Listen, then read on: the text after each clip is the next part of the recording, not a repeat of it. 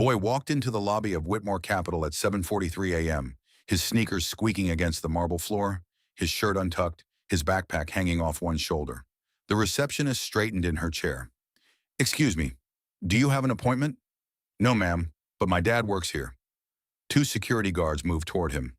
On the 40th floor, in a corner office with floor-to-ceiling glass, Richard Voss, worth $4.2 billion, founder of one of the largest private equity firms on the East Coast, was in the middle of a board call when his assistant knocked.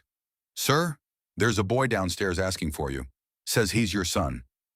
The room went quiet. Richard hadn't spoken to his ex-wife in 6 years. He hadn't seen Daniel in almost 4. He took the elevator down. When the doors opened, he saw him. Small, tired-eyed, and clutching a wrinkled envelope. Richard crouched to his level.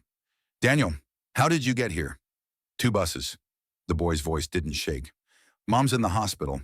She stopped waking up 3 days ago. The doctor said—" He paused, swallowed. "They said you should know." Richard stood slowly. Around him, associates pretended to look at their phones. His CFO watched from the mezzanine. Everyone was waiting to see what the billionaire would do. He turned to his assistant. "Cancel everything." He took Daniel's hand and walked out. At the hospital, Richard sat beside a woman he had once loved and had chosen to leave behind. Chasing deals, closing markets, building an empire while his family quietly fell apart. The machines beeped steadily. Daniel sat in the corner chair, eyes closed, lips moving without sound. Richard watched his son pray. Something cracked open in his chest. Something he hadn't felt since before the money, before the power, before he'd convinced himself that winning was the same as living.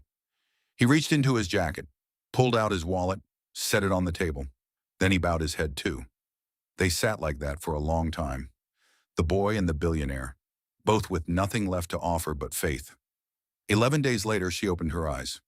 The doctors reviewed her charts 3 times. They had no explanation. Daniel cried. Richard held his son for the first time in years and didn't let go. He sold his penthouse 6 months later, moved closer, started over.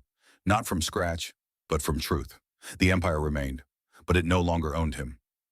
If this story moved you, comment amen and subscribe to Empire Untold, where wealth meets humanity, one story at a time.